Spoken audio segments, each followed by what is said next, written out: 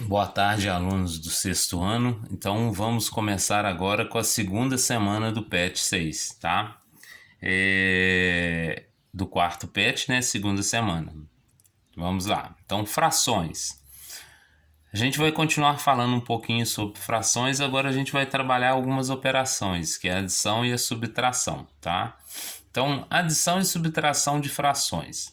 Beleza, então vamos com um pouquinho de matéria primeiro, tá?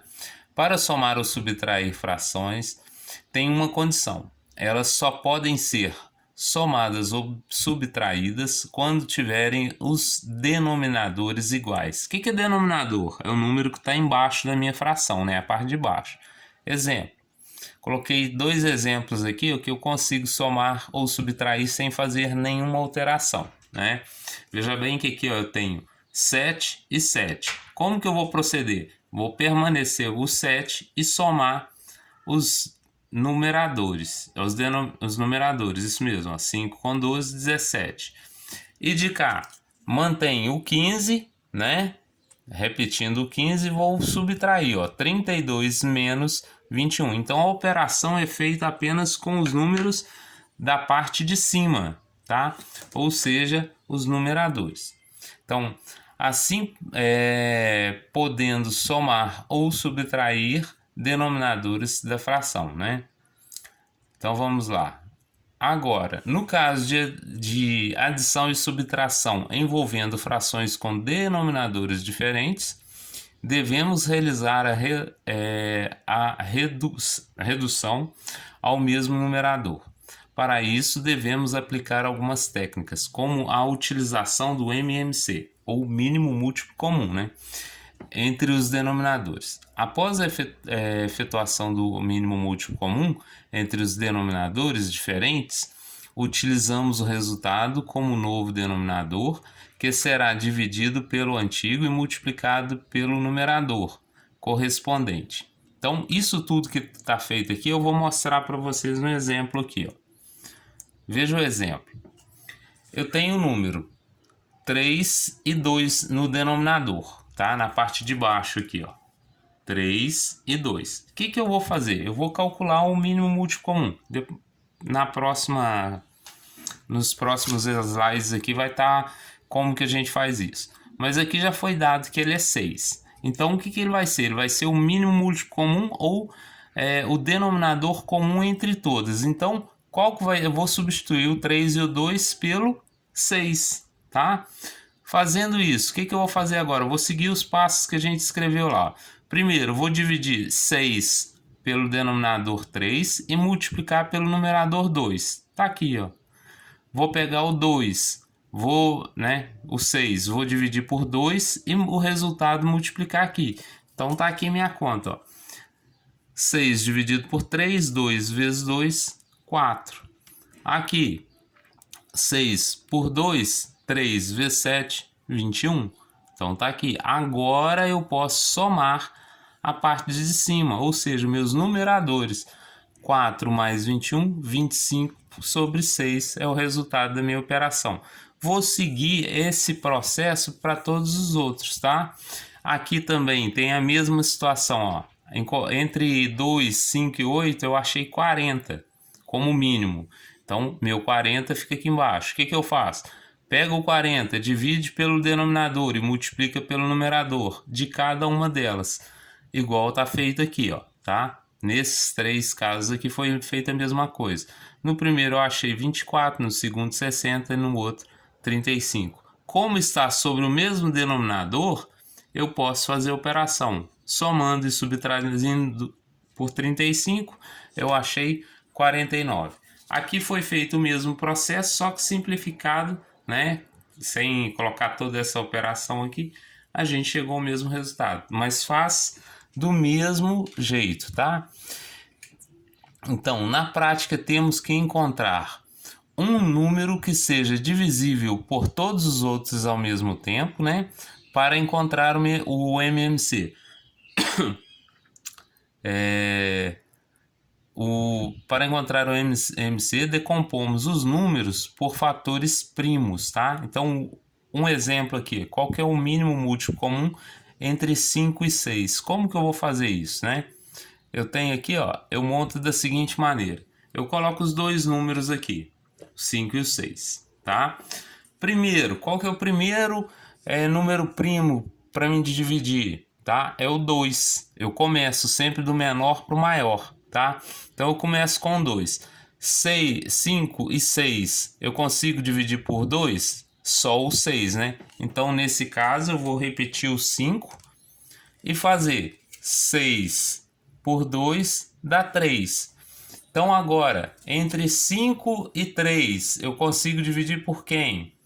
Por 3. Se eu consigo dividir por 3, ó, o 5 não dá, mas o 3 dá. Então repete o 5, 3 por 3 dá 1. Quem que vai dividir o 5? Vai ser o próprio 5, né? Que é primo também. Então, fazendo a divisão, vai dar 1 e 1. Então, quais foram os primos que eu encontrei? 2, 3 e 5. Então, o que eu vou fazer? Eu vou pegar 2 vezes 3, o resultado de cá, eu vou multiplicar eles todos. Ó. 2 vezes 3, 6. 6 vezes 5, 30. Tá? Então, lá. Então, multiplicando 2 vezes 3 vezes 5, eu achei 30. Então, o 30 é divisível por 2, 3 e 5 ao mesmo tempo, que é o mesmo caso que aqui, ó. O 30 vai ser divisível por 5 e por 6 ao mesmo tempo. Então, o processo é este, tá? Que nada mais é, né, do que aqui, ó. Esse caso aqui, como eles não são divisíveis, né, é o próprio 2 vezes o 3, que deu 60, tá? Eu faço o mesmo processo aqui, ó, com 2, 5 e 8 para achar o 40. O mesmo processo é feito também com 5, 6 e o 7 para achar 210, ok? Então, feito isso aí, tá tranquilo a nossa aula, né? Então, mais uma situação aqui para ilustrar um pouco as ideias que vocês vão ter lá nos exercícios, né? Veja bem, vou mostrar para vocês 3 situações usando como se fosse lá um tubo de ensaio, tá? Que a gente usa em química. Observe que eu peguei 3 tubos de ensaios. Cada um eu dividi eles em situações diferentes. Veja bem, que esse aqui eu dividi em 2 partes, né? Ó, e usei uma. Como que eu vou representar isso aqui como forma de fração? Olha, 1, né, ou questão 1 aqui, eu vou pegar a parte. Quantas partes que eu usei? Quantas partes brancas? 1. Quantas vermelhas? 2.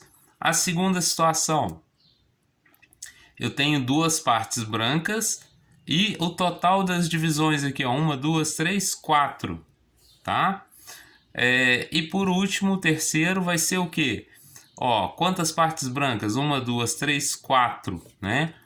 Partes brancas contra 8 no total, tá? Na realidade, se a gente observar as 3 figuras, né? Todas as 3 estão preenchidas até a metade, correto? Por quê? Se eu pegar 2 e 4 e simplificar os dois números por 2, ó, 2 por 2 vai dar 1. 2 dividido por 4 vai dar 2. Esse aqui também representa a metade, porque ó, 4/8 ela é uma fração redutível, ou seja, eu consigo diminuir ela. Como que eu vou fazer? Eu posso simplificar por quem? Por 4. 4 por 4 dá 1. 8 por 4, 2. Então eu tenho que procurar escrever sempre as minhas frações na forma mais simples do possível, tá? Então essa aí é a resposta, essa aí é a questão que eu queria mostrar para vocês de comparação, tá? Então, para a quarta semana do PET, para o quarto PET, né, nós temos a segunda semana, os exercícios da atividade 4, né, do PET 4, temos da página 19 e 20, o exercício de 1 a 5, tá? Lembrando, não deixe acumular atividades, por favor, é melhor para vocês, porque depois do tempo que vocês teriam livre, vocês estarão fazendo atividades.